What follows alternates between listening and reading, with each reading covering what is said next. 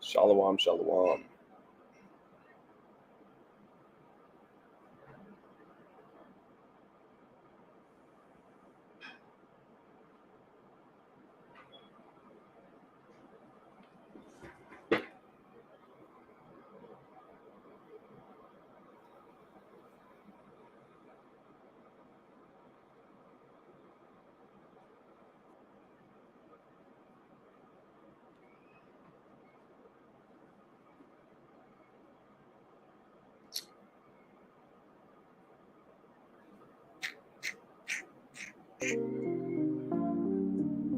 Oh man.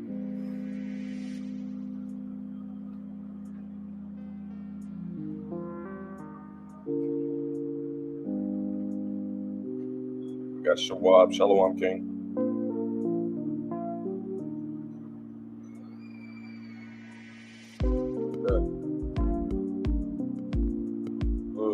Put watermelon in there.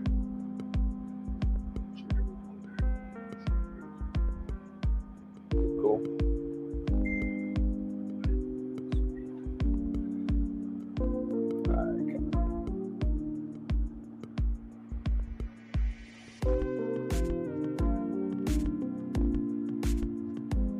Oh, Mohawk gamer.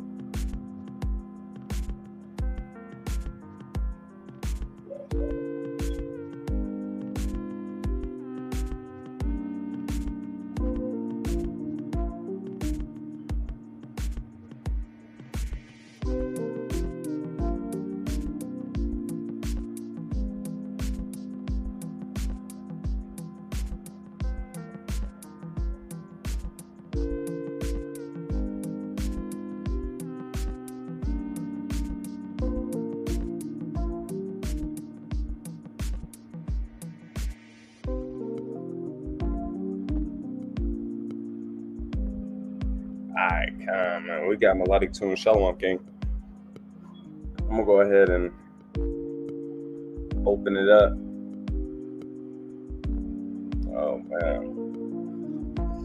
Alright, first and foremost, we give all praises, all honor, and all glory to the Most High God Yahweh, Ba'ashem, Hamashiach Yahushua. We got another Through the Spirit, number 27. This is the 27th. His Wi-Fi just messed up or something. Anyways, Through the Spirit, number 27. Then we got the times 1Timothy. So we wanted to go over 1Timothy and go over a little bit of information of 1Timothy. Hopefully he can jump back in here.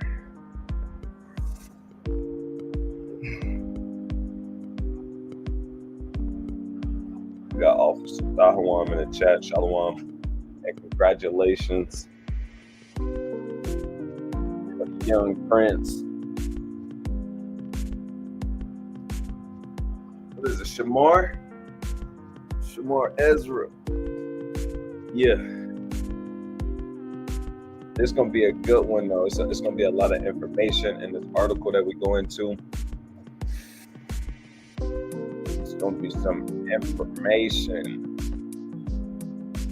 It's going to be a good one. And not capping. Good one.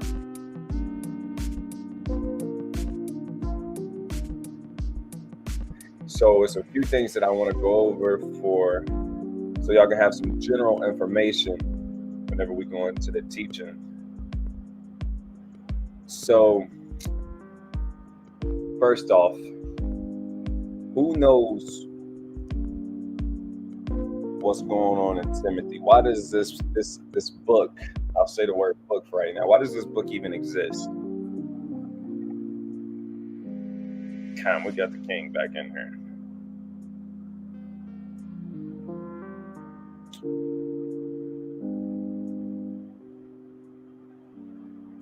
All right, so the book of Timothy exists, and I'm going to say book right now. And I'll tell you what I used to think. So like, bear with me.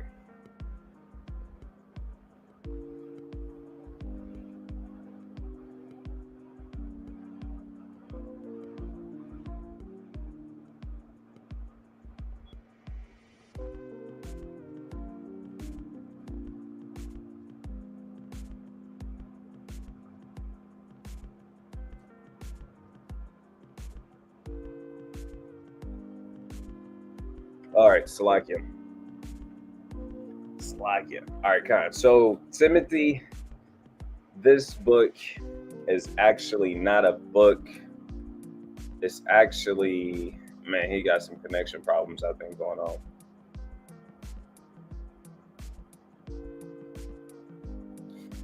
It's actually a letter, right? It's actually a letter from Paul to Timothy. And that's something you gotta know. You gotta know that. And some of the stuff we're gonna read about, you gotta know cultural context. And I'll get into that definition, and we're gonna get into that in a second. But first, let me see. So in a nutshell, Paul is writing to Timothy because he's putting Timothy over a church in Ephesus. So he's giving them breakdowns, telling them what not to do, telling them what to do, so that this church can run efficiently, right? Even in his absence. Because Paul not staying in Ephesus, Paul was known for doing the work in different places, right? What people will call missionary trips.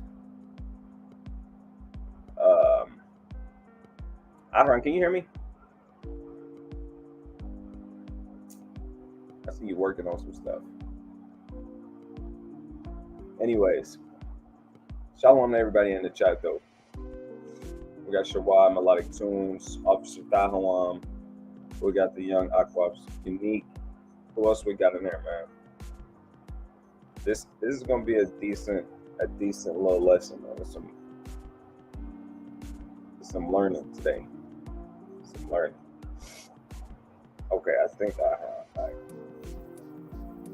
Say something.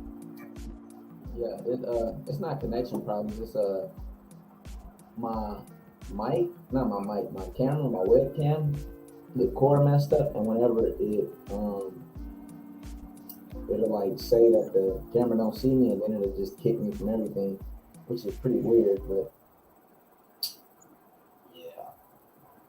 yeah, it sounds kind of weird. Say something again. Did it sound weird?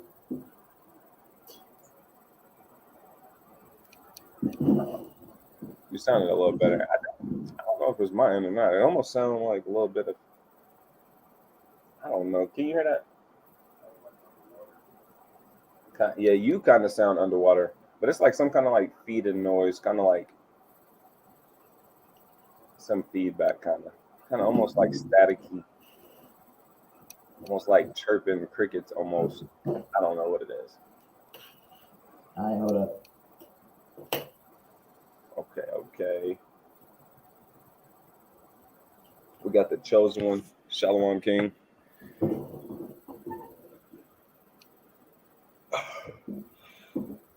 Oh, praise to the Most High, man. All praises. Oh, man. All right, so we're going to get into it, man. It's some.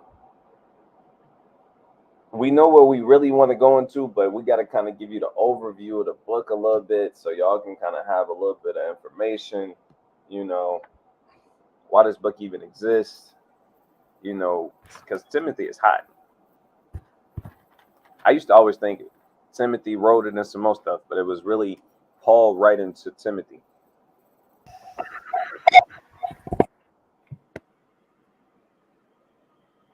Yeah, I was young in the truth though when I thought that, but nevertheless. Can you hear me? You sound far away.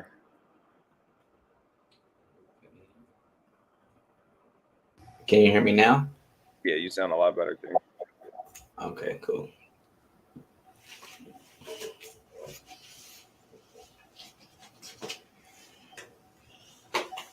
I got Timothy pulled up. All right. Let me go back to the young thing. I got to pull up my screen real quick. All right. Real quick overview. We already opened up. We're going to be jumping into 1 Timothy, primarily going over what? 7 verses in the second chapter of 1 Timothy. Paul wrote instructions to Timothy because Timothy was the bishop that he placed over the church of Ephesus whenever he went on his way. Because Paul was on missions. He was moving.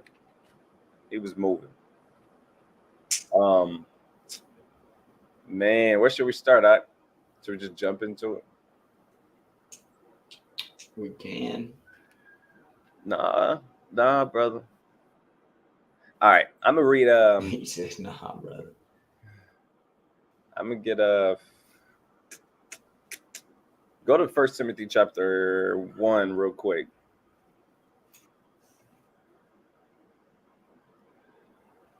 All right, and start at verse 1, and I want you to read down to verse 3.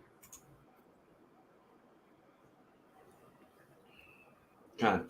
1 Timothy 1:1, it says, Paul, an apostle of Yahushua Mashiach, by the commandment of God, our Savior, the Lord Yahushua Mashiach, which is our hope, unto Timothy, my own son in the faith, grace, mercy, and peace from God our Father and Yahushua Mashiach our Lord.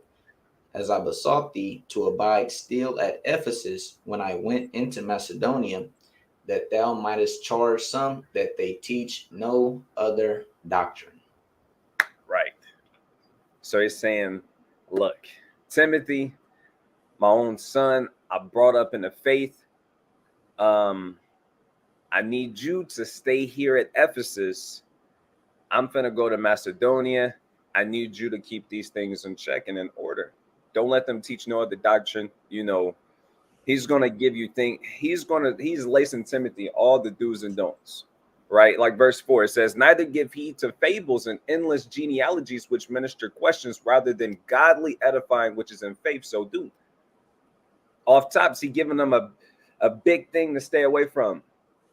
Don't dive into all of these endless genealogies because a lot of times people will get stuck on that. This is a big thing that's still going on today. If you read Timothy Through the Spirit, you're going to see a lot of the things he was commanding Timothy to do in his church. As a bishop, you're going to see the same things happening to this day. Because a lot of times people deal with the endless genealogies. I'm so serious when I say this. People will try and trace their genealogy back to the house of David. We don't got those records. You can't do that. You know, it was a time where we went into Babylon as captives. And then Cyrus, he hit the place. Then we got Zerubbabel getting us permission to go back home. And people, even that short time, that time span, we could not show in detail. A lot of people could not show who their father's house belonged to in great detail. You know, I'll just read this. I'll get it. Let's get it in Ezra real quick.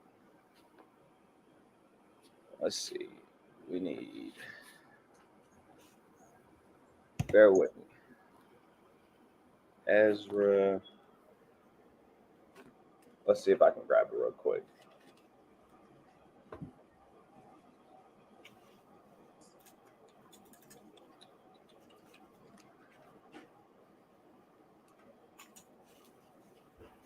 I think it might be chapter 2.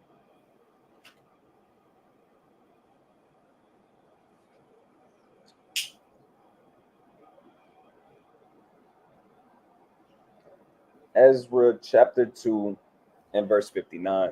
If you read the second chapter, it talks about the children who came from Babylon. I'm gonna read verse 1 real quick. It says, now these are the children out of the province that went up out of the captivity of those which had been carried away, whom Nebuchadnezzar, the king of Babylon, had carried away unto Babylon, and came again unto Jerusalem, and Judah, everyone into a city. So it's naming off the people who who had got carried away to Babylon, right? And it's important to have these things documented too. But watch this, verse 59 is really my point. It says, and these were they which went up from Tel Malah, Tel Harsa, Cherub, Adon, and Immer, but they could not show their father's house and their seed whether they were of Israel.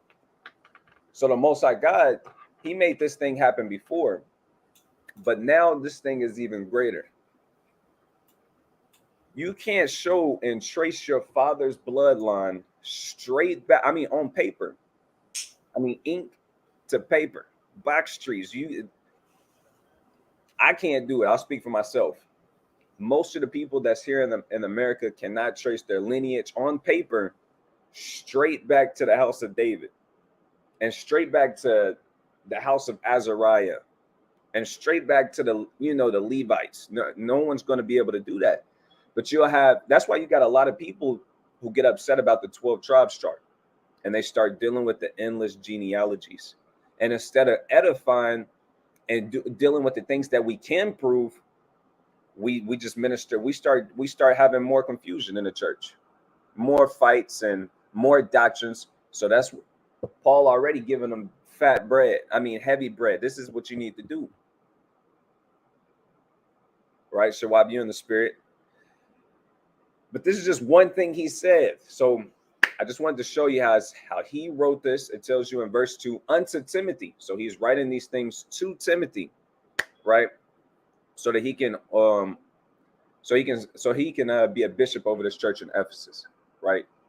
So anyways, we're going to jump to chapter 2.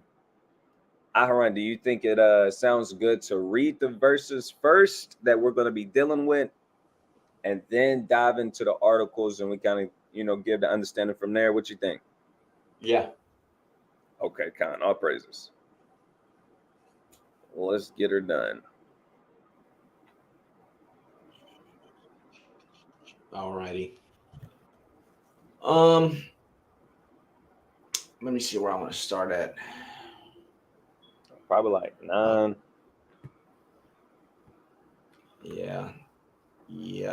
All right, Khan. 1 Timothy chapter 2 and verse 9. It says, in like manner also that women adorn themselves in modest apparel, with shamefacedness and sobriety, not with braided hair or gold or pearls or costly array, but which becometh women professing godliness with good works. Let the woman learn in silence with all subjection, but I suffer not a woman to teach, nor to usurp authority over the man, but to be in silence. For Adam was first formed, then Eve. And Adam was not deceived, but the woman, being deceived, was in transgression. Notwithstanding, she shall be saved in childbearing if they continue in faith and charity and holiness and sobriety. Time. So more than likely, if you've been in the truth, or you've been in the scriptures in general, and you read long enough, you've been studying a little bit, you heard this passage come out from verse 9 to verse 15 in 1 Timothy chapter 2. And it's a lot of information right there. Why is Paul telling Timothy all of this? Why is this even that? Why? What's going on? One of the things that we're going to identify today is something called cultural context. And you need cultural context to deal with the Bible. And even more, you needed to deal with Paul, right? So check this out. Cultural context. It says, is related to the society where individuals are raised in, and at how the culture affects behavior. So what we're going to learn about, we see that some of these things are applicable today. We can actually use we benefit so much when Paul writes these epistles to these churches, because history repeats itself, and a lot of the things that were happening then are happening now. But still, if you want to get to another level in this walk, having cultural context and knowing what's going on in this specific time for Paul to say the things he's saying. Why? So what we're going to learn is why Paul addressed this the way he addressed it and what was going on in that time, right? And that's not to take away from these scriptures and how powerful they can be used to this day, right? But we're going to jump in. We're going to jump in it, man. So I'm going to stop sharing my screen. I'm going to pull Aharon's screen back up. You want to pull up a definition real quick? What's going on? Did you get you got the article too? Yes, hold an article right here. I was pulling up a definition for later. Okay. Ooh. So it is a lot of reading on this article. Okay. If you see fit to kind of skip some of it, because some of it you don't have to read. I'm gonna just say that. So however you see fit.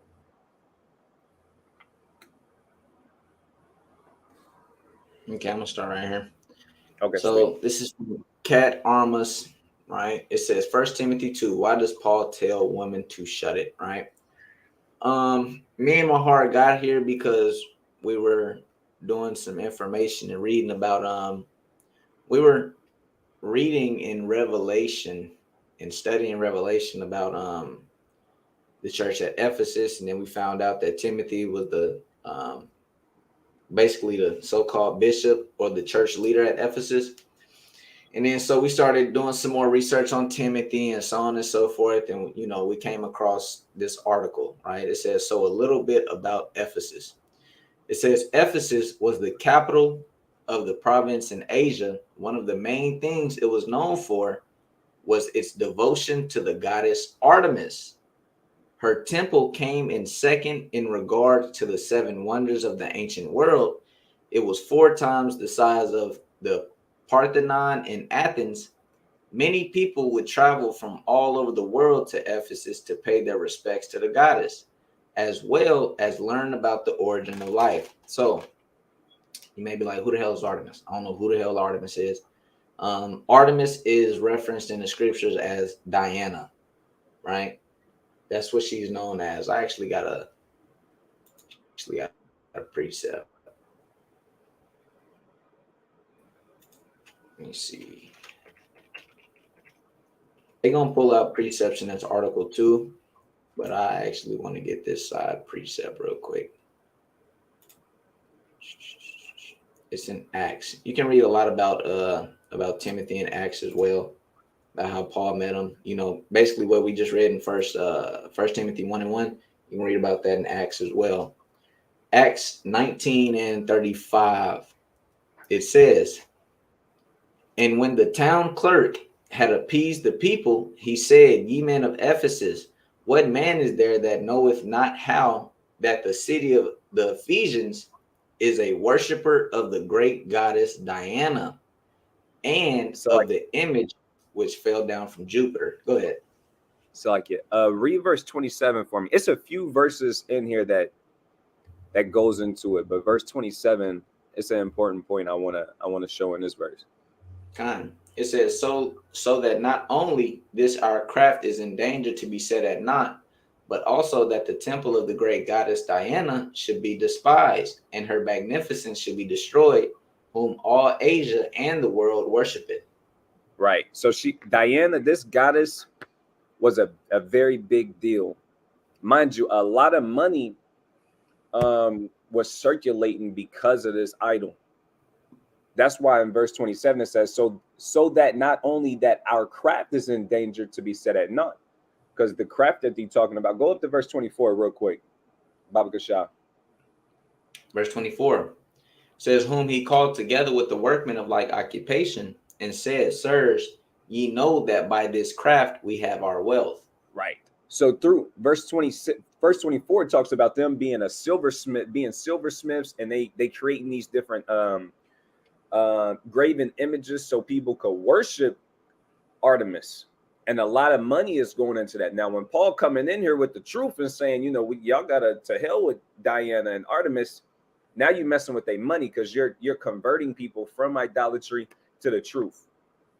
So it's messing with their money. And he said, this is how is in verse 27. Look at how he expresses it. You know that all the world worship Diana. It says, and her magnificence should be destroyed, whom all Asia in the world worship it. And people, we just read in the article, people would come from all over the world. It attracted tourists.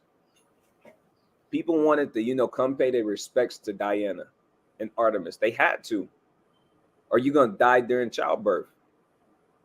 Right? She was a big deal. Let's just say that. Mm-hmm. If you don't remember anything, Diana and Artemis, the same god, they were a big deal. They were a big deal, to say the least. Kind. Let's get back to this. It says, many people would travel from all over the world to Ephesus to pay their respect to the goddess, as well learn about the origin of life. On top of this, many people's incomes revolved around Artemis worship, as we can see the narrative in Acts 19, 26 through 28, which is what we just read. Verse 27 even states the whole province of Asia, indeed the entire civilized world, worships her. In the Acts narrative, the city's silversmiths, who generated a ton of profit from making silver models of Artemis' temple, became angry with Paul because he had been going around saying that the gods made by human hands weren't actually a thing. Because of this, the silversmiths were losing business and naturally became angry. So Paul went in there preaching the gospel. Nigga, these is idols. They cannot do anything. He probably went in there with the letter of Jeremiah. Nigga. They have bows and spears, but they can't save themselves from battle type shit. You know what I'm saying? That's Paul going in there with the doctrine, right? It says this led to a citywide riot that forced Paul out of Ephesus. The angry mob of people chanted for 2 whole hours, "Great is Artemis of the Ephesians." That is an Acts right here, boom. And when they heard these things, they were full of wrath and cried out, saying, "Great is Diana of the Ephesians." Like I said, Diana is Artemis. If you need proof of that, go to the blue letter, look up Diana. It's going to say Artemis, right? So they were pissed off and they chanted that for some time. He had the city in the uproar. Yeah. With the truth. Acts 19:28 is what we just read. It says, clearly, as we see this within the scripture itself, Artemis was a really big deal. So what was this Artemis cult about? So now we're finna figure out the Artemis cult or the Artemis group. Who were her followers? What was going on, right? It says, well, first of all, the Artemis cult was female led. This is kind of rare, right?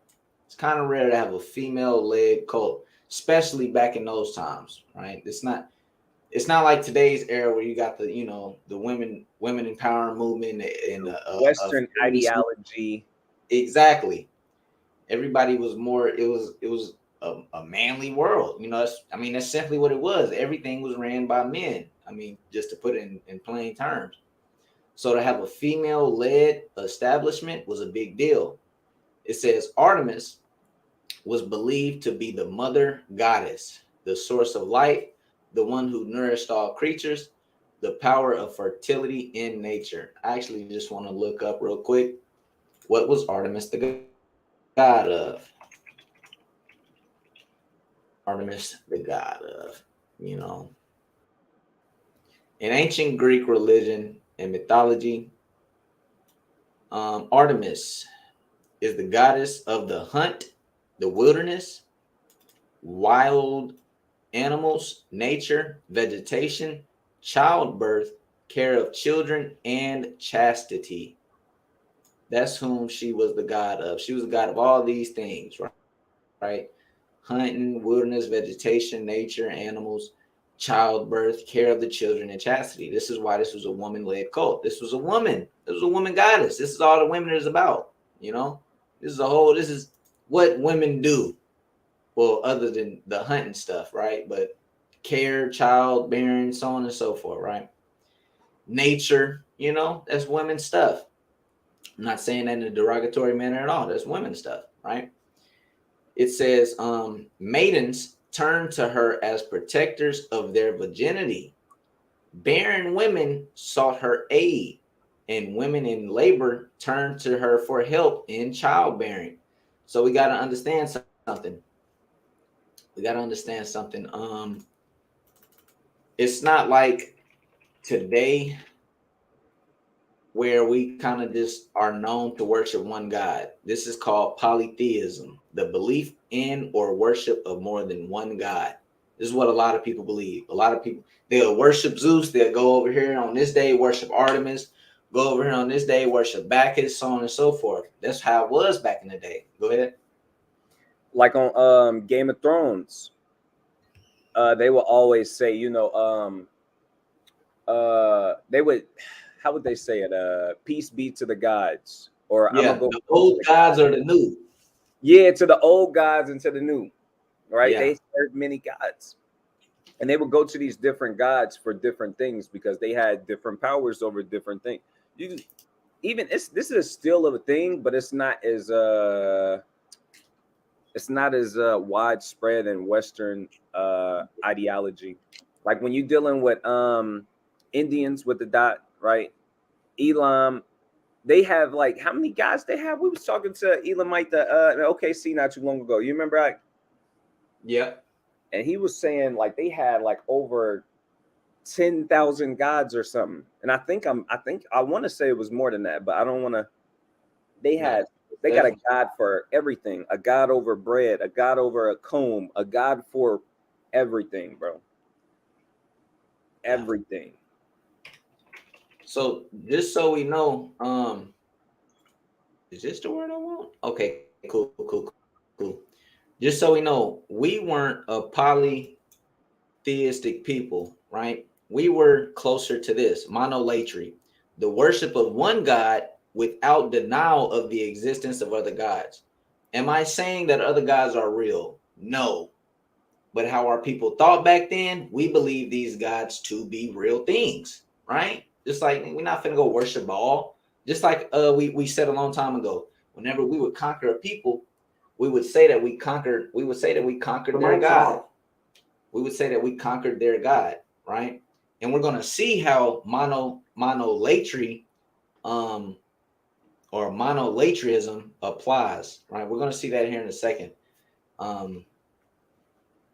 We're going to see that here in a second, right? I just want to explain that Shawab put monotheism. Monotheism is something that we kind of do now.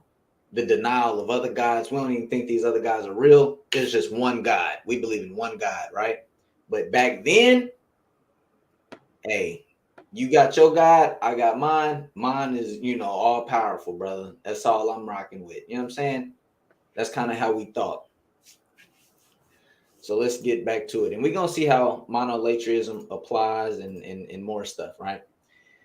But I brought that up because the women would call on her because they would call on her when they were pregnant to protect their virginity, bearing women. Women were getting raped back then. They would call on Artemis. She's a strong woman back then, a strong goddess, right? They'll call on Artemis to protect them.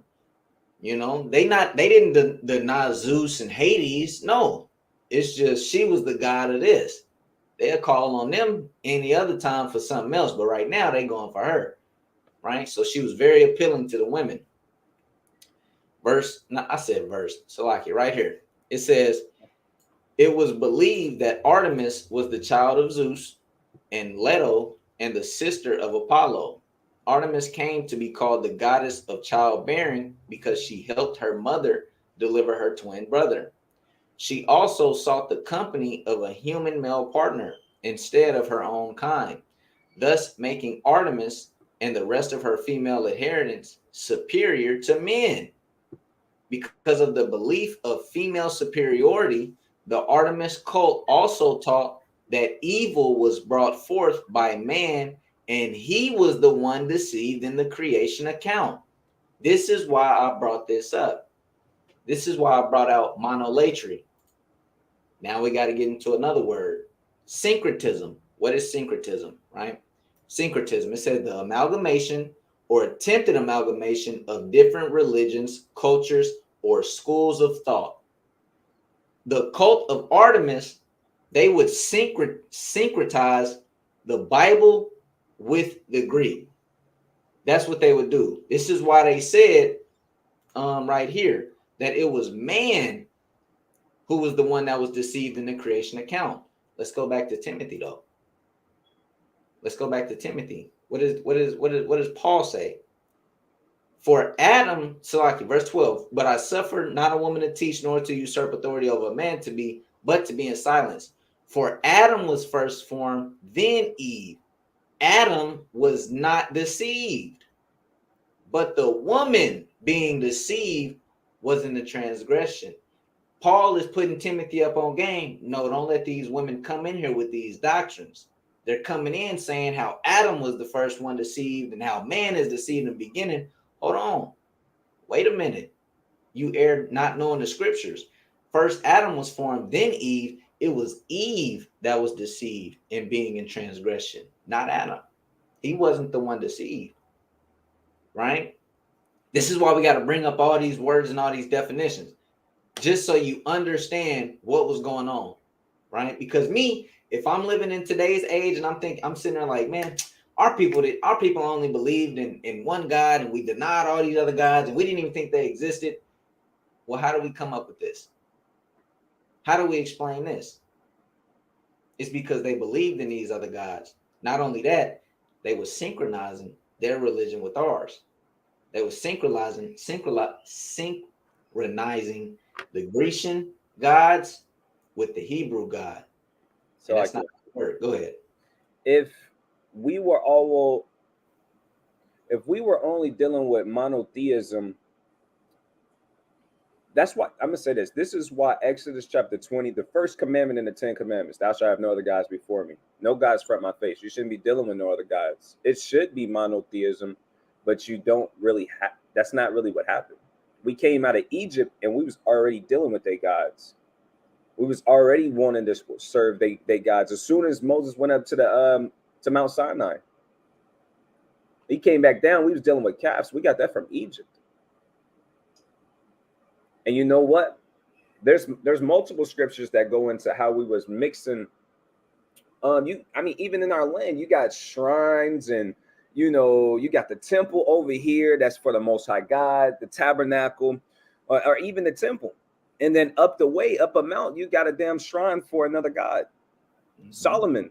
Why do you think Solomon went off? He was serving the Most High God, but then he started building shrines and temples for Ashtoreth. Right? We was dealing with Molech. Yeah. Sacrificing our children to Molech. I mean, as much as we want to say, now the righteous brothers and sisters who was rooted and grounded in truth, yeah, they was on monotheism. That's what we striving to do, monotheism. You don't even want to be thinking about no other God, unless it's to the use of edifying about your God, and you got to convert somebody to the truth, but that wasn't always the case, All right, it's multiple scriptures. Let me grab this one in Nehemiah, because it's on my spirit right now still. Nehemiah chapter 13. Check this out. Man. Let's see where I want to start. All right, check this out. I'll start at verse 23. It says, so Nehemiah 13 and 23. In those days also saw I Jews that had married wives of Ashdod and Ammon and Moab. So we had wives of different nations. We had wives of different nations, right? That's not a new thing. That's a common thing. But this is where this is my point where I want to start landing my point. Verse 24. And their children spake half in the speech of Ashdod and could not speak in the Jews' language, but according to the language of each people. This is where things get shaky. I got to pull one more scripture out in the law real quick. So here you have it. The prophet Nehemiah, he testifying against us right now. We had these different wives of these strange nations, but this is the problem. This is where the problem really came into play. When our children stopped serving the Most High God, they didn't know our customs and our heritage and the laws, and the heritage that the Most High God gave to us for a commandment, this is where things really go south. Right now, I got to read it in the law. This is Deuteronomy chapter 7, and I'm going to start at verse 1, but I'll read quick. It says, when the Lord thy God shall bring thee into the land whither thou goest to possess it, and have cast out many nations before thee, the Hittites, the Girgashites, the Amorites, the Canaanites, the Perizzites, the Hivites, and the Jebusites, 7 nations greater and mightier than thou. And when the Lord thy God shall deliver them before thee, thou shalt smite them and utterly destroy them. Thou shalt make no covenant with them, nor show mercy unto them. So we have 7 nations in particular. They all Hamitic tribes, and he lists them off in detail. These specific tribes, these specific Hamites, don't deal with them at all. I'm going to give you their land. You're supposed to utterly destroy them. But we didn't do that. And it's a reason why the Most High God told us to utterly destroy them. It was something he was trying to teach us. This is what he was trying to teach us. It says, neither shalt thou make marriages with them.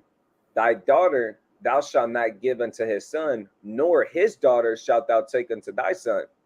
For they will turn away thy son from following me, that they may serve other gods. So will the anger of the Lord be kindled against you and destroy you suddenly. So this is important. He said, look, don't take these specific people right there. Do not deal with them. Don't let your daughters marry their sons. And do not let your sons marry their daughters. And it's understanding behind that. Because they're not going to be serving me no more. They're going to start serving their gods. You're going to literally stop obeying God. You're going to forget your customs. And we see that in Nehemiah. They didn't even know how to speak Hebrew no more. But you're speaking in the language of your, of the Ashdodians, whatever you want to call them. The Ashdodians. And that's the same thing that's going on today. That's why it's important that you, like Captain Jeremiah always say this. If you're dealing with your family, they might be in the world, or you might even be dealing with a woman who's in the world, anything, they should never be pulling you more than you pulling them.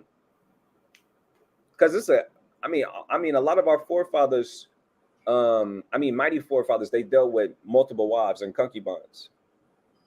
Women of other nations, but you're never supposed to let any woman, it could be an Israelite woman, it could be a damn mama. It tell you in the law, don't even let your mama pull you to another guy. You're supposed to kill her. You're supposed to be the one who throw the first stone at her head. Even if it's your mom. Even if it's your husband. Even if it's your wife. You should never allow anybody, even if it's your child. If I have to, there's no way I can put my son before the Most High. That's something I think about on the regular. There's no way I can put anything before the Most High. Anything. All right, so I kind of went on a rant. It's on you, Ike. You straight. Now, just a disclaimer, he not saying kill somebody because it ain't idolatry. Got to put that out there because, people don't be listening. Right. They hear what they want to hear. You know what I'm saying? All right.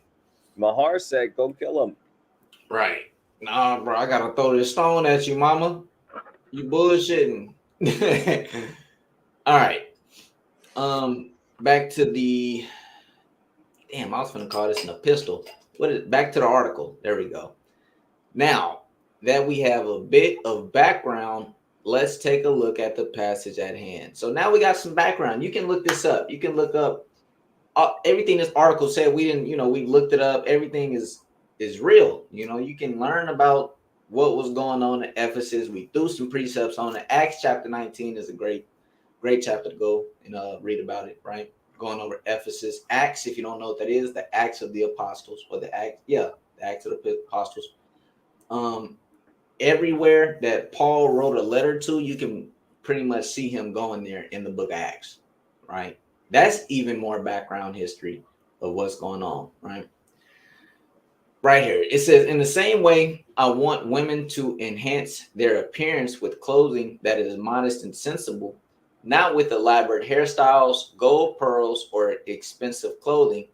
They should make themselves attractive by doing good, which is appropriate for women who claim to honor God. This is, he's quoting what we just read in 1 Timothy, right? But obviously it's not KJV, but that's fine. We understand. A woman should learn quietly with complete submission. I do not allow a woman to teach or to control a man. Instead, she should be a quiet listener. Adam was formed first and then Eve. Adam was not deceived, but rather his wife became the one who stepped over the line because she was completely deceived.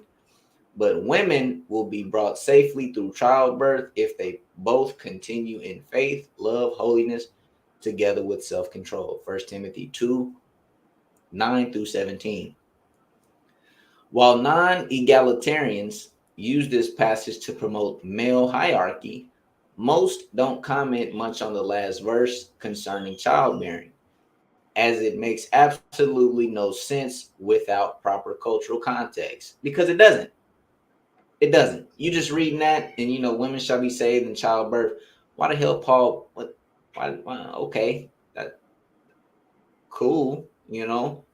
This is why we got to read the Bible the way it was written, the initial intent of why it was written, right?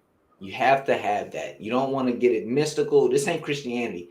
You don't want to make the book magical. You don't want to make it damn out of the world to where you can't. It's not grabbable no more, and it's just the Holy Spirit. No, just bring it back down to earth.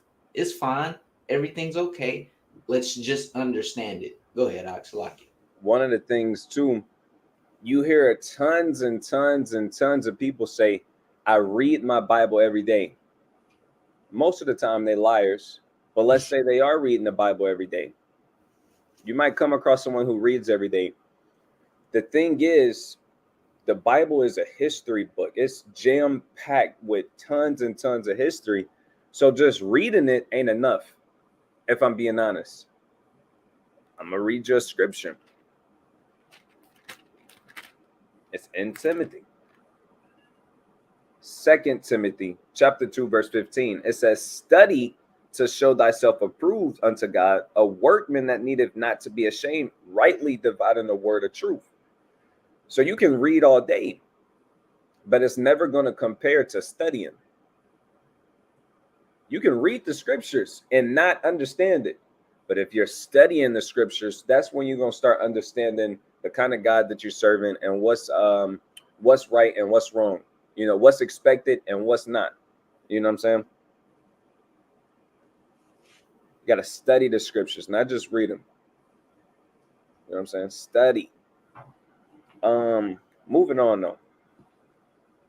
Oh yeah, let me touch on this too. Go ahead.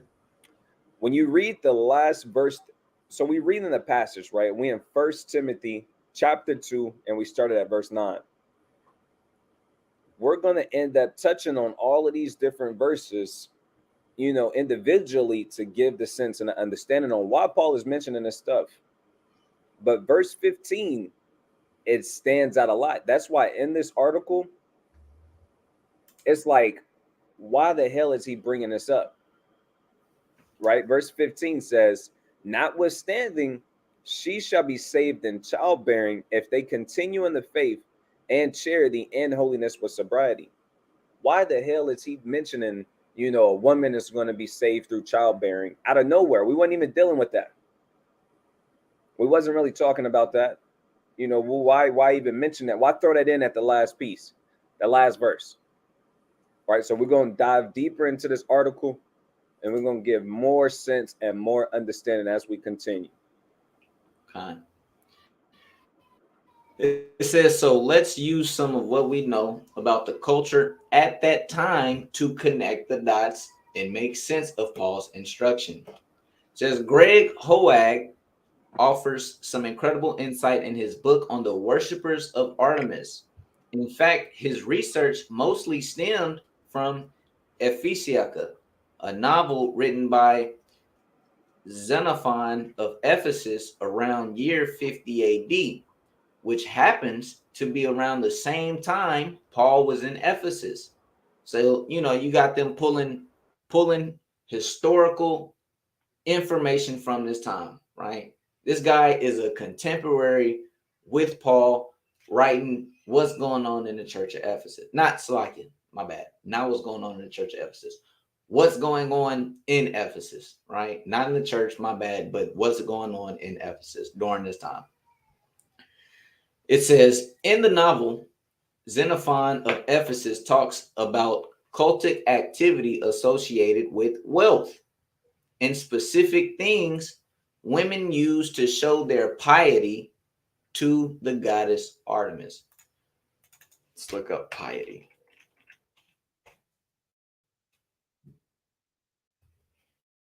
The quality of being religious or reverent, right? Let's look up the etymology. Dutiful from pious, right? Basically, to show their diligence and to show their faith to their God, right? This is the things that they would do. It says, namely, dress codes and hairstyles. This is significant as it links directly to the first instruction Paul gives to women in 1 Timothy 2:9. You see, worshipers of Artemis would ordain themselves with gold and pearls as to flaunt their wealth, as well as wear their hair in a certain way that imitated the goddess in order to show their commitment and express their worship. So Paul hitting the scene, and you can always tell kind of what a man worships, especially back in the day, right? Clothes and apparel meant everything back in the day. Now everything's flipped totally upside down. Everything's different. A broke nigga can be wearing damn all the gold in the world and he's poor.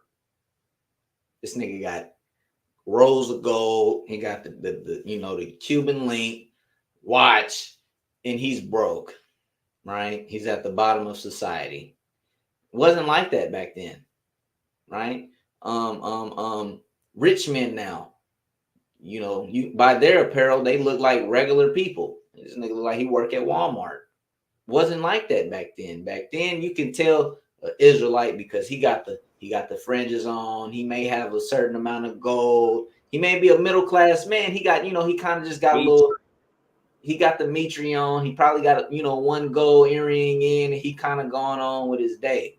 He may have a bracelet on, a little gold bracelet or something. He kind of, but you like that's the Israelite. An Egyptian, this nigga bald. He kind of got a little something going on right here. He got the little eye makeup. He got the whole Egyptian gold garment thing going. That's an Egyptian. You can tell he worships him. Same thing with these women. You can tell who they worship. Oh, her hairstyle is in the hairstyle of Diana. Look how she rock her. Look how she rock her dress. That looks like Diana worship right there. And they all kind of walk together. And preset. Huh? Preset. Go ahead. Gone. This is the book of Sirach, chapter. I got 2. Chapter 26 and verse 9. It says the whoredom of a woman may be known in her haughty looks and eyelids, right? This scripture tells you can tell if she, if she out there in the world and she kind of, fast. And I'm speaking nice. And you can tell by her apparel. It says her haughty looks.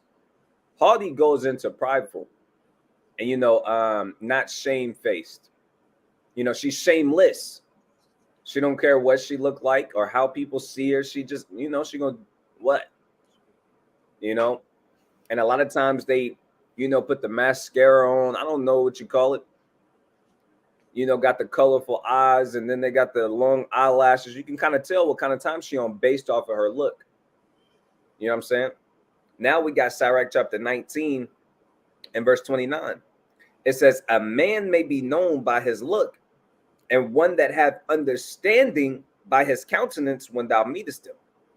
So you can kind of know a man what like kind of what he owned based off of his look and kind of the spirit that he coming in, the conversation he kind of got, his tone, his voice, how he carry himself. You can tell a lot about a man. You can tell about a lot about a man if he prideful, if he has wisdom, knowledge, and understanding. You can kind of see if a man if he into sodomy before you even talk to him. You can see it. And they walk. Let's keep reading. It says, a man's attire, meaning his clothing, a man's clothing, and excessive laughter and gait, G-A-I-T, I believe it goes into your walk and how you carry yourself.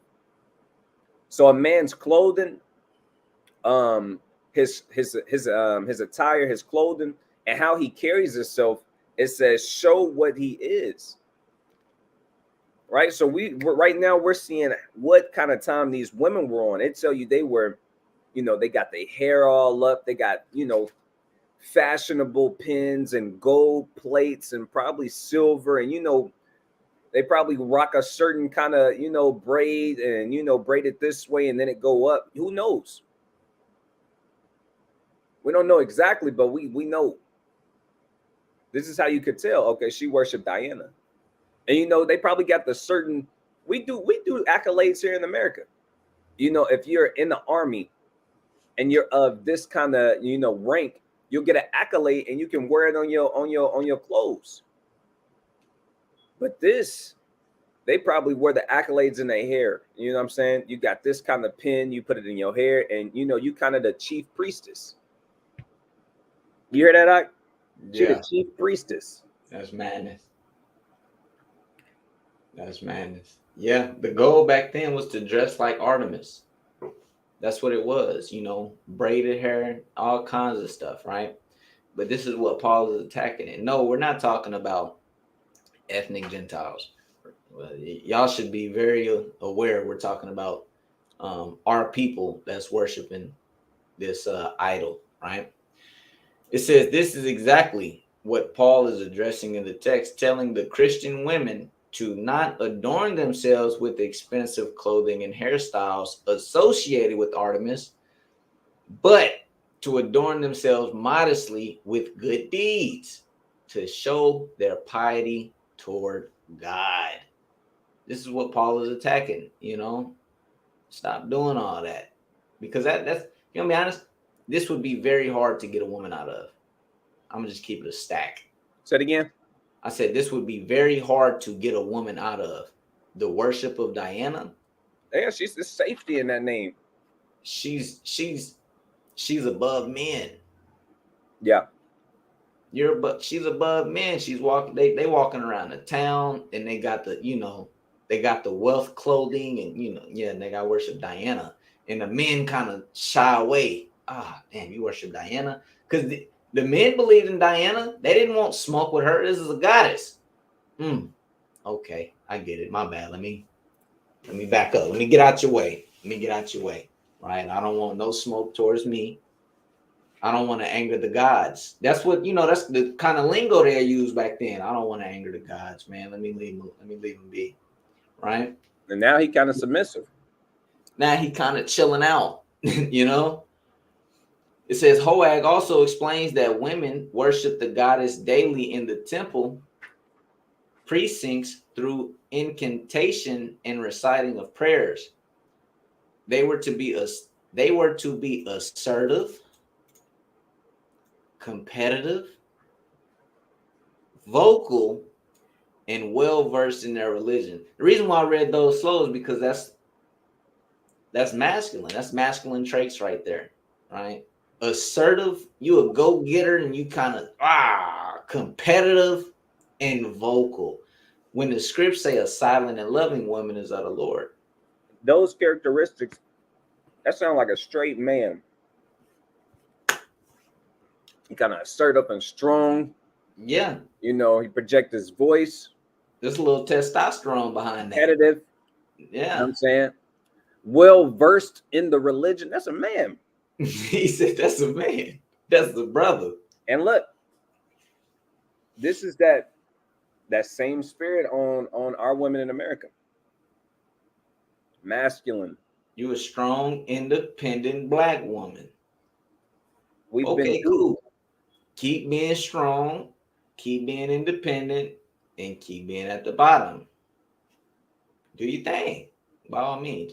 If a woman want to be strong and independent, I have no problem with that. Me personally, I don't. If you want to be married, then that's going to cause some complications, right? That's where the problems start, huh? That's where a whole heap of problems start, because women are taught now. It's like they're taught, okay, he's too weak to deal with me. Damn. Okay. I guess you want this nigga to wrestle you down and sock on you or something. Like, what are you talking about? You want him to force you to submit? What are you saying right now? What are you trying to get at? It's whatever, right? Okay. It says, besides reciting prayers, they were to serve piously and compete fiercely to attain various religion roles, so like your religious roles, linked to their adornment and activities. This is, what this is reminding me of? This is reminding me of the of how business is ran today. How women have to be very competitive in business. And the way that they do that is they start applying more masculine traits. I got to be competitive. I got to do this. I got to do that. If I want that raise, I got to do this. I got to do that. And the higher up the women get in business, the more masculine they are. I mean, because it demands that. Yeah. That's why it's not their position. That's why it's not the position. Being in that position is very stressful, and you start, attaining some attributes. If you're a woman that's high up and you believe that you're effeminate, hey, maybe this is not. I'm not talking to you then. Maybe you're not in a high place. Right. That's on you. Okay. It says Hoag explains that the women aggressively promoted the Artemis myth, which alleged that the goddess, the woman, was the author of man. And this reminds me of a lot of simp niggas today. Well, brother, the black woman is God, brother. Every man come from a woman, brother. Hey, talk your shit, all right? Yeah, you got to be on a higher consciousness, brother.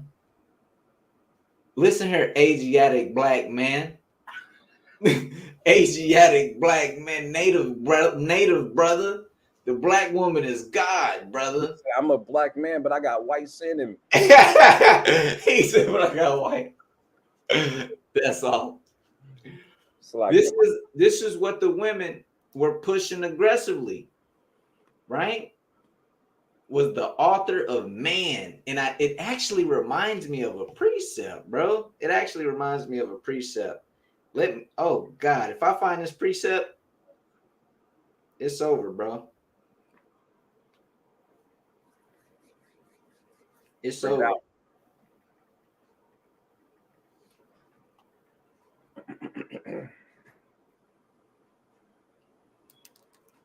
Bring it out. How you spell neither? Am I spelling this wrong?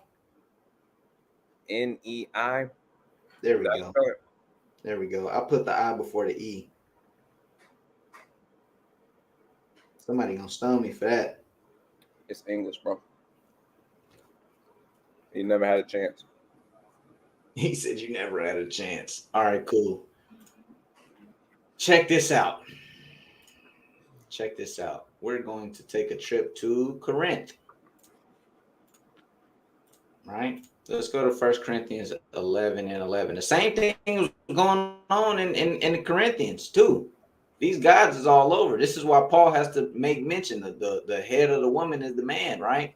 And we just got done reading how it says right here. It says Hoag explains that the woman aggressively promoted the Artemis myth, which alleged that the goddess, the woman, was the author of man, right? Let's read what Paul got to say about that. 1 Corinthians 11, and I'm going to start at verse 7. For a man indeed ought not to cover his head, for as much as he is the image and glory of God, but the woman is the glory of the man. For the man is not of the woman, but the woman of the man. Neither was man created for the woman, but the woman for the man. Paul has to address all of this, right? He has to put an end to all of this, right? It says, for this cause ought the woman to have power on her head because of the angels. Nevertheless, neither is the man without the woman, neither the woman without the man in the Lord. For as the woman is of the man, even so is the man also by the woman, but all things of God. Paul got to address that. He's giving you the pecking order, right? Men didn't come from women. This is what Paul is attacking. Hold on, brother. All things is in the Lord, though. You were created for the man, not the man for the woman. Paul has to address that. Why? You got some strong masculine women over here that's teaching otherwise. And they kind of sliding too. Yeah. They kind of hitting it. Hold on, brother. Brother. It was working in Ephesus. They had no with her. You know what I'm saying? He said it was working in Ephesus. All right, I'm going to keep reading. It says, he suggests that this explains the use of the word. I don't know what that is, boy. That's some Greek. That's some Latin for your ass. I clicked it. I shouldn't even clicked it. Well, 404. Oops. I shouldn't even clicked it. All right. The use of the word that in verse 12, which translates to usurp authority, right? It says women during this time were going around saying that they were superior to men and doing so in such a way as to promote heresy, right? They going about this in a very just heresical fashion, right? It says what Paul is addressing in his prohibition on teaching in this passage is heresy and false doctrine. This is consent with the introduction in the first chapter of 1 Timothy 1, of 1 Timothy, as Paul opens the letter with a warning of false teachers. This is what we read in 1 Timothy chapter 1. Beware of false teachers. Paul is putting Timothy on game. Hey, you in Ephesus, bro. Ephesus is the hot point of Diana cult. And you're going to have women coming in here and they're going to be very assertive. They're going to be very masculine. I'm not going to lie to you. Masculine women make men like, damn, I'm not even trying to deal with this shit. I'm not trying to deal with her at all. I'm going to just be quiet and I'm not finna talk to this woman. You'll let her have it. Just, you got it, woman. But Paul telling Timothy, look, you got to shut that down. You got to shut that down. Hey, chill out. Now, people use this passage in Paul. Men use this passage in Paul. They abuse this passage in Paul. That's what I'll say. They abuse this passage, right? Just like the sister Unique that's in this chat. One brother came in here and he was trying to throw around man precepts and woman be silent in the church and blah, blah, blah. Brother, that's not even what Paul was talking about. She's coming in here, she submitted herself to the teaching. She's quiet. She asking questions. Okay, cool. We can answer your question. You know, we can get to it. Right. Nothing going on. Hey, just like a man, as long as you're not being disruptive and stern, that applies to you too. Don't be disruptive. Yeah. Don't be disruptive. Yeah. Right. Paul is speaking about the aggressive manly women. Hey, no, brother, you need to hold on. Wait, whoa, stop. That's when we pull out the you shouldn't usurp authority over a man. And that's when we go there. That's when we go there. When she get the popping off at the mouth. But if a woman is sitting there quiet and she kind of, you know, she just got one question, she may not have a head. She kind of raised her hand, you know, yeah. You give her permission. Go ahead. Yeah, that's completely fine. Nothing wrong with that. But like I said, men do abuse this scripture, right? They abuse this. And I understand why. Just because I understand it don't mean it's right. Right? Let me say that slower. Just because I understand it doesn't mean it's right, and it doesn't mean that I'm justifying it. I know why men are using this scripture or abusing this scripture, because they're trying to get their power back, and they have to, sometimes the only way we know is with testosterone. That's sometimes the only way brothers know how to deal with it. Get straight to it. Fire. You know what I'm saying? I understand it. It doesn't mean it's right, but I understand it. Okay. I'm not justifying it. But we cannot use this scripture in that manner just to attack every woman that has that's being quiet and she has one question. Hey, you can simply say, hold on, man, we'll get to your question here in a second, or we may not have time for your question. Actually, we got to deal with this and we got to deal with that. Can we get to you next week? Right? It can be something simple, but to pull this scripture out, no. Paul was talking about aggressive women that were trying to usurp authority over men. If she's not trying to usurp authority and she's not being aggressive and so on and so forth, this scripture doesn't apply, right? Let's keep reading. Let's keep reading in this passage. Right here, as Hoag puts it, women must cease propagating the heresy that promoted the woman as the usurper of authority from man, the woman as the originator of man, and that the man was the one deceived in the creation account. That's where syncretism comes into play. They're now trying to mix it in together. No, Adam was deceived, and they kind of just throwing it around. Mind you, there's not a printing press around. They're going strictly off of scribal work. You can have false scribes on the scene, and what if you have a false scribe writing, and Adam was deceived and deceived women? You got all kinds of nonsense going on, right? Especially since we're in this Hellenistic ass time. You got all kinds of madness going on, right? So these kind of doctrines, they kind of start flowing a little bit. Oh, well, yeah. and the sister kind of knocking with it, like, yeah, we do birth men. Yeah, you right, blah, blah. No. This is what Paul is attacking, right? We got 20 more minutes, Zach. Kind.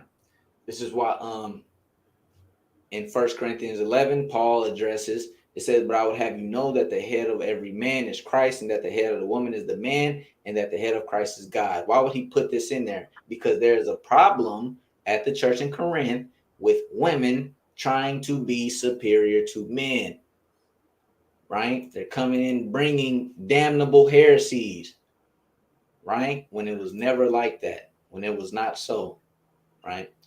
It says, lastly, Paul's final word about childbearing fits perfectly in the context of Artemis as the goddess of childbearing. You see, women received heavy social pressure if they didn't remain loyal to the goddess. The consequence for unfaithfulness was, you guessed it, death during childbirth. So if you turned your back on Artemis, the consequence was death. Artemis would come and kill your children. And you got to imagine one woman out of the family turned to the Most High God, and all the rest of the women in her family still in this cult, and they kind of saying, Artemis is going to get you. You turned your back on the mother goddess. She's going to get you. And all you thinking about is your child. That's going to strike fear into you, right? So this is why Paul writes that. It says, among the women that Paul is addressing in the congregation at Ephesus were converts from this cult to Christianity.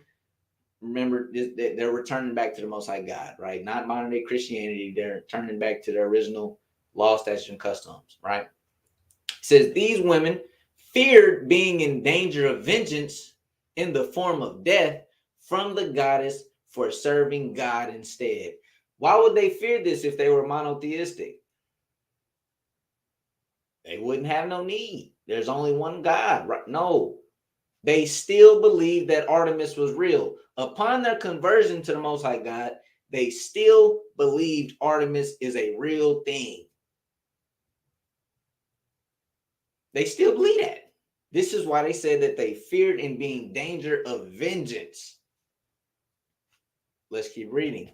What makes this text so beautiful is that Paul is offering them hope and freedom, reassuring them that they will indeed be brought safely through childbirth. This is exactly why Paul says this. If you continue in love, faith, so on and so forth, and you continue in the worship of the Most High God Yahweh and have faith in His Son, you're going to be safe through childbirth. Paul is reassuring them. Paul understands there's only one God. The rest of these women, they do not. They are in fear of vengeance. Paul is offering them a hedge of protection. You're going to be safe in childbirth. You're going to be okay, right? This is why we need historical context, right? It says, in the conclusion, the cultural context of 1 Timothy is rich and robust. The words offered in this passage in regards to women are, on the hand, words of instruction concerning their old way of life, yet on the other hand, words of hope and freedom concerning the practice of their new way of life. Paul is saying to these women that they do not have to dress to impress, belittle, and oppress the opposite gender or fear for their lives. Instead, they can walk in joy found in Yahushua as He relieves them from all of that and brings freedom, hope, and the opportunity to engage in worship mutually, liberally with men and with others, right? So this is the breakdown to this small part in 1 Timothy chapter 2. This is why Paul is addressing the women so aggressively, right? When you speak, if you bring this kind of information to a woman who know her role, she doesn't have a problem with it. She's gonna be like, okay, and like I already know that. You bring it to a masculine woman, you're misogynistic. You hate women, right? You hate women. What do you mean? What do you mean I can't usurp authority over you? What are you talking about? That's misogynistic. What do you mean I have to be under a man? You hate women. Yeah. What do you mean Adam wasn't going on first? What do you mean men don't come from women? You hate women. Right? That's the doctrine. That's when you tell that to a masculine woman, that's what you're going to be met with right there. When you talk to a woman who knows her role, nigga, okay. She already know it. Nigga, why are you telling me? What do you mean? Duh. She kind of gonna get on terms with you. Nigga, have you not read the man is head of the woman? She gonna pull a precept out on you. But these masculine women, you're gonna be met with toxic masculinity. First off, that's a outstanding word, toxic masculinity. Masculinity was okay when we went out and fought wars and killed other men. That wasn't toxic. Right there, killing niggas was not toxic at all. But damn it, you say, look, woman, just be submissive. Oh, that's toxic masculinity, baby. You going too far. Hold up. You said too much. Never that. Not over here. Don't bring that over here. And what's crazy is misogynistic. I got it pulled up. I'm not pulling it up for the sake of you. I'll pull it up. They kill me with this. Especially, they kill me with this. This one right here killed me. Right. Check it out. So, is my screen sharing? Yeah. Is it? Okay, cool. Sweet. All right. Misogynistic. It says strongly prejudiced against women. Yeah.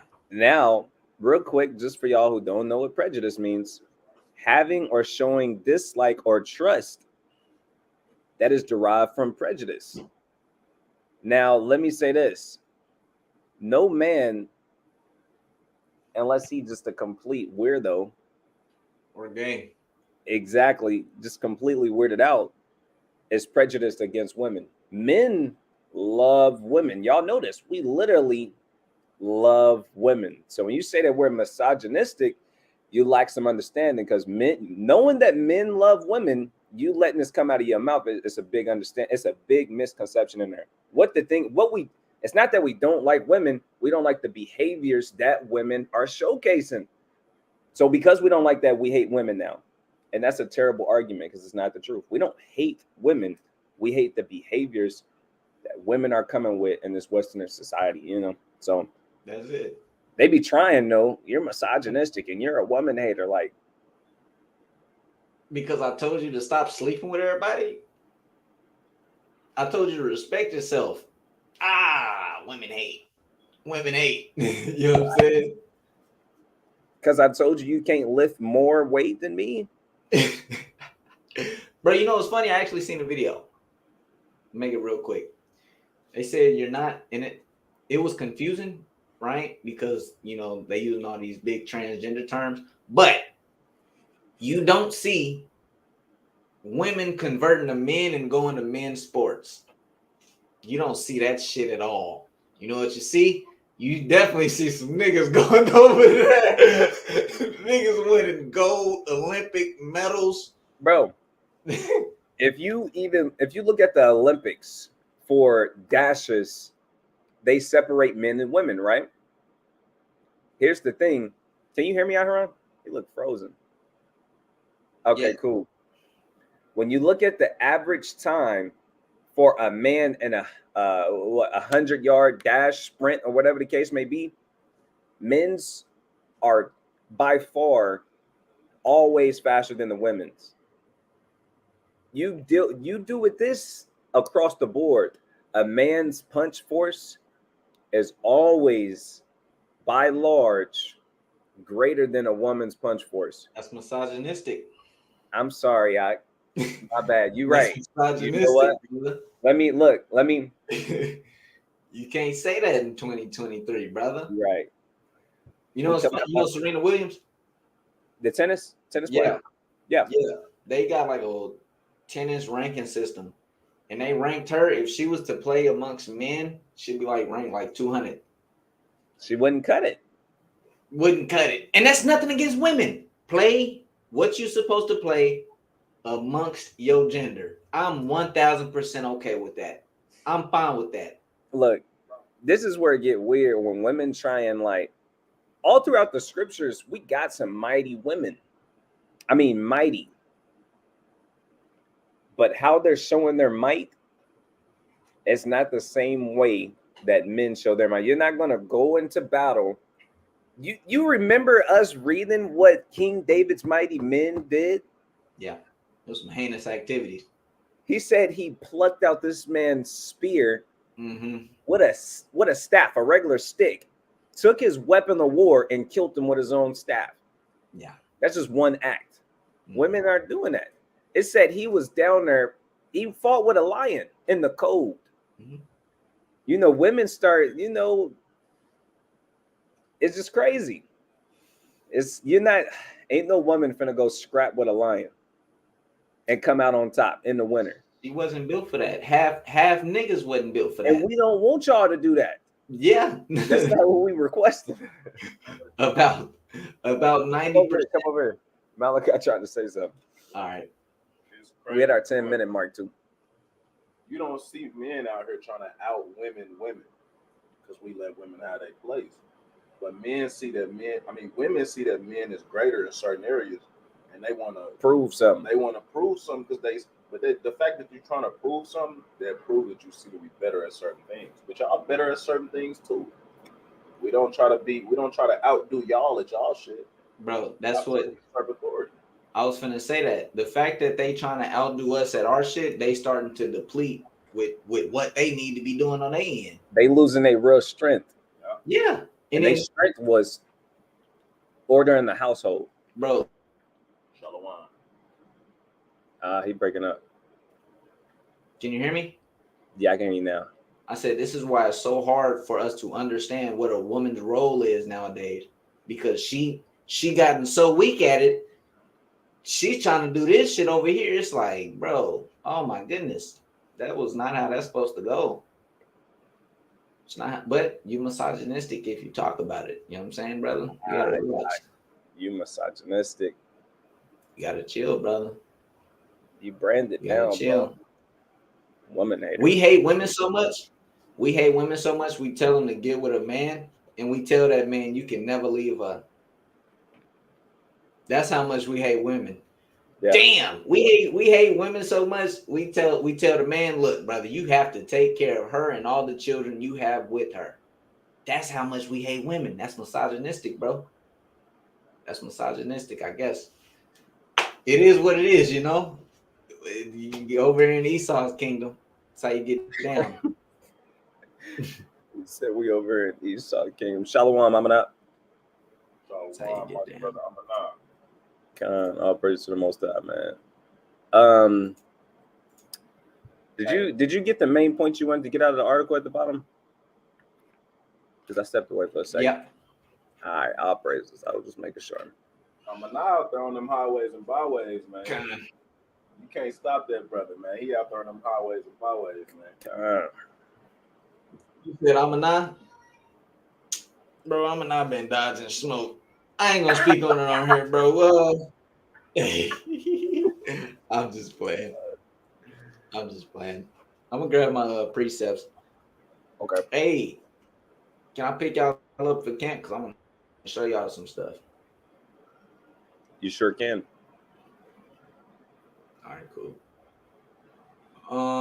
1 Corinthians 15:58, it said, therefore, my beloved brethren, be steadfast, unmovable, always abounding in the work of the Lord, for as much as you know that your labor is not in vain in the Lord.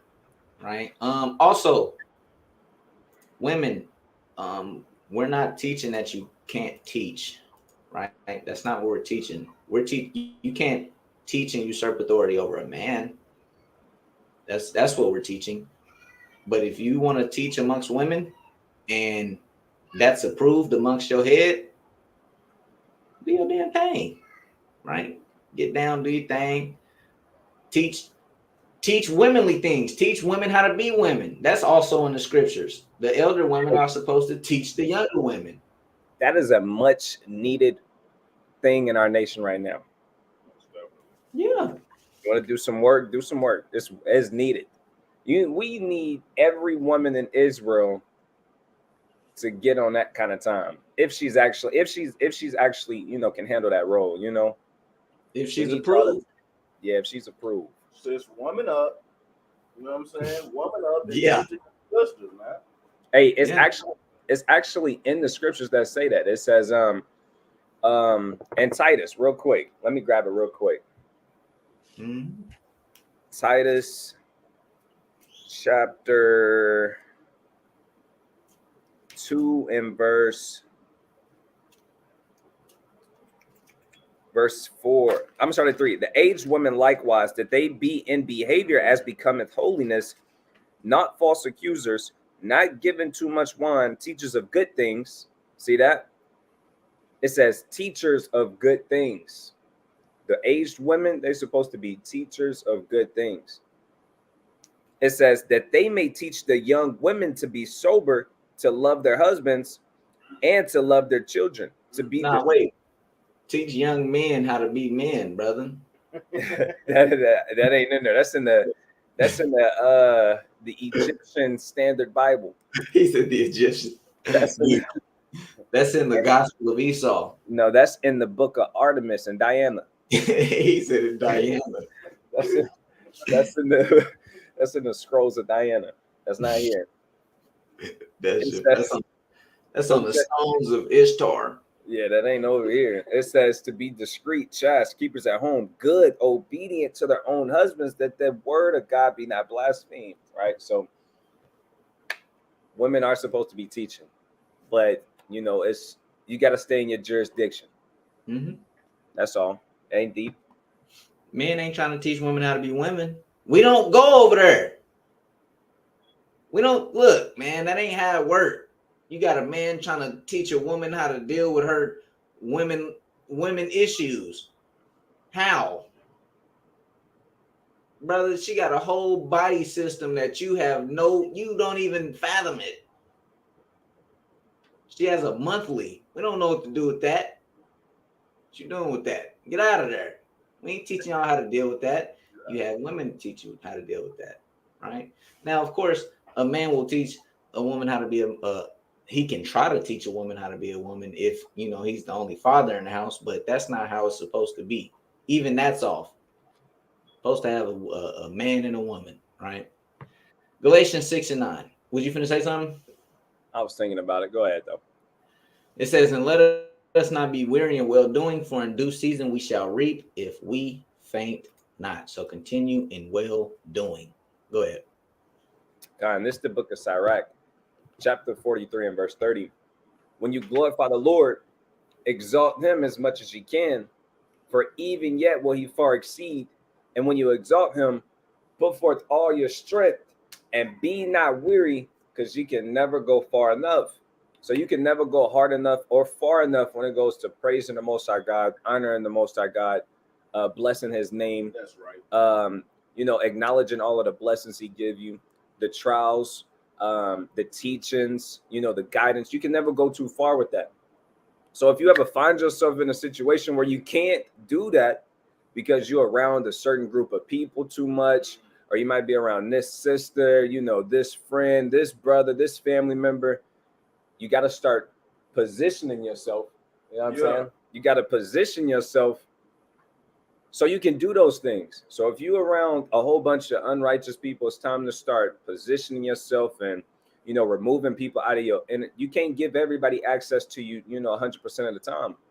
So move unrighteous people out of your inner circle. I'm not telling you to hate these people, but replace them with righteous people so that you can endure in this long walk. You got to be able to endure, man. Hey, we want to bless everybody. We hope y'all have a beautiful, beautiful Shabbat if you're celebrating it today. We want to say the water for everybody that tuned in. Lord willing, y'all was edified. And we'll give all praises, honor, and glory to the Most High God, Yahweh, by Hashem, Hamashiach, Yahweh Shah. Until next time, Shalom. Shalom. Yeah. Assalamu alaikum.